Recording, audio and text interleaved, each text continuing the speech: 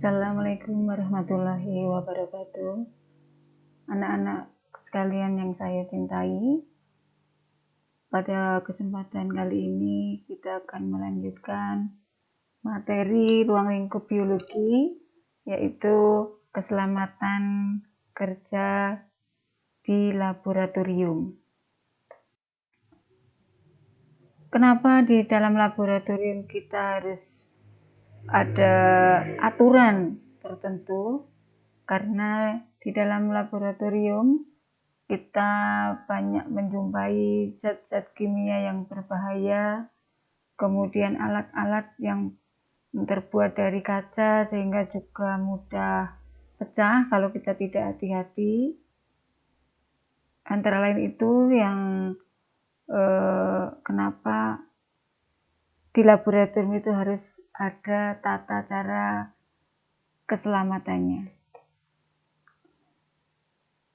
Tata tertib penggunaan laboratorium. Yang pertama, sebelum memasuki ruang lab, anak-anak sekalian harus memakai baju khusus praktikum untuk melindungi tubuh dari zat kimia berbahaya ataupun dari gas-gas yang berbahaya.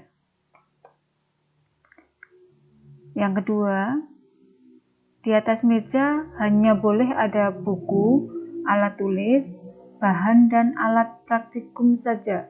Jadi tidak boleh ada makanan, minuman, tas dan sebagainya yang itu sangat mengganggu dalam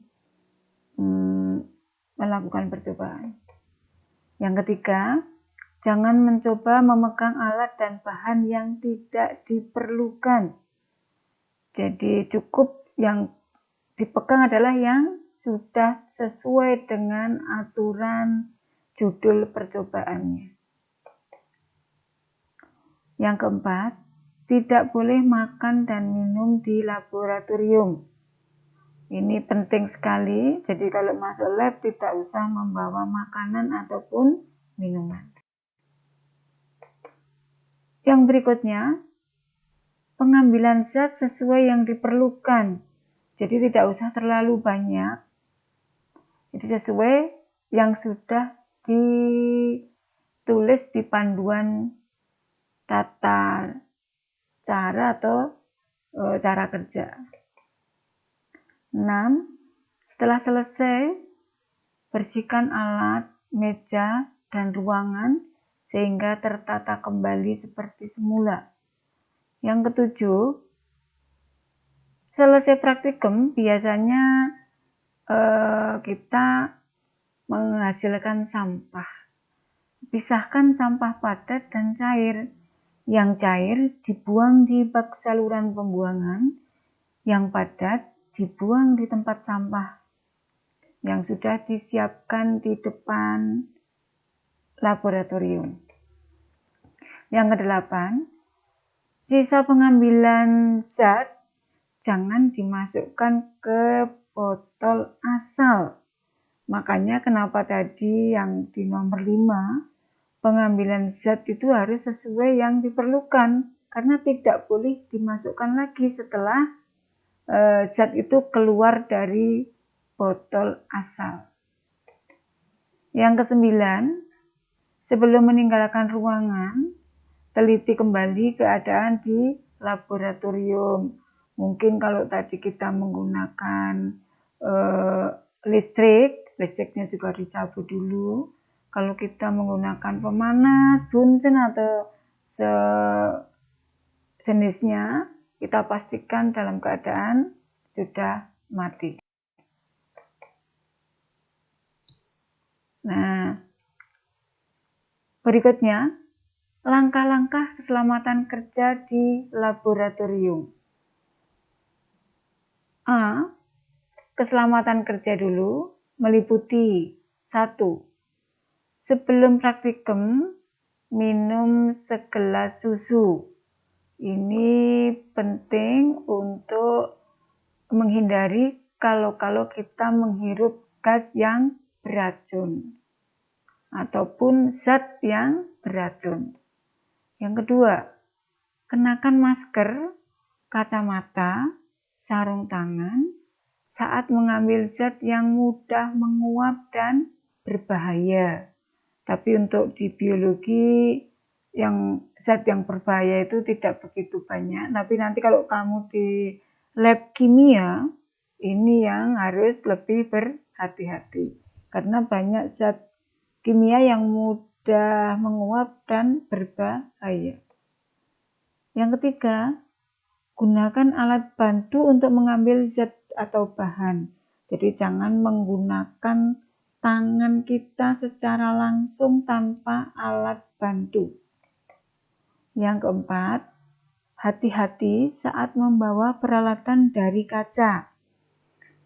Karena kalau kita sambil sembrono, kemudian sambil ngobrol atau sambil gojek, nah ini kalau dikhawatirkan pecah sehingga zat yang sudah kita itu tumpah. Nah ini juga resikonya banyak. Yang kelima, jika terkena zat kimia segera dibasuh dengan air.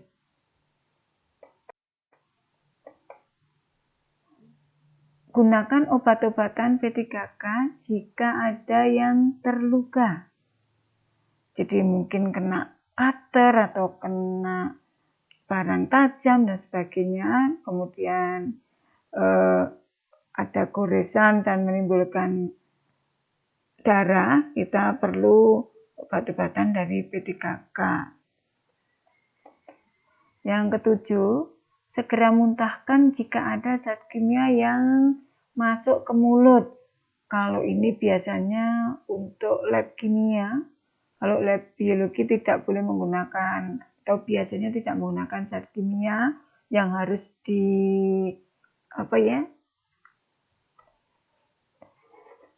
dihisap melalui mulut.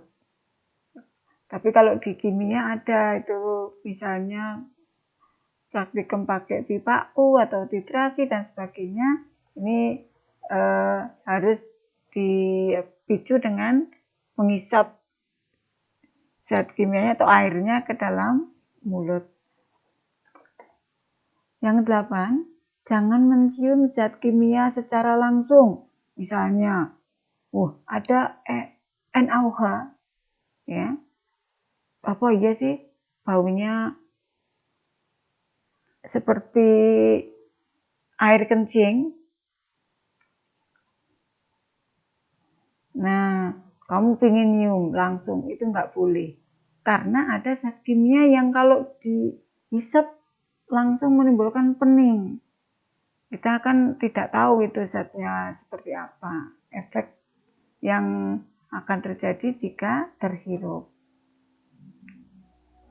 Yang kesembilan, arahkan mulut tabung menjauhi badan ketika memanaskan zat dengan tabung reaksi. Jadi ini nanti kalau kalian sudah praktikum akan dijelaskan lebih lanjut bagaimana cara menggunakan atau memanaskan zat dengan tabung reaksi secara benar. 10. Jika terjadi kebakaran, padamkan dengan alat pemadam atau kain pel tebal yang sudah dibasahi dengan air. Jadi makanya di lab kimia, biologi maupun fisika itu ada pemadam kebakaran yang kecil yang warnanya merah itu, tolong nanti dilihat di lab. Ya, kalau itu ada kebakaran langsung itu dipencet, nanti bisa menimbulkan asap seperti kalau gas air mata.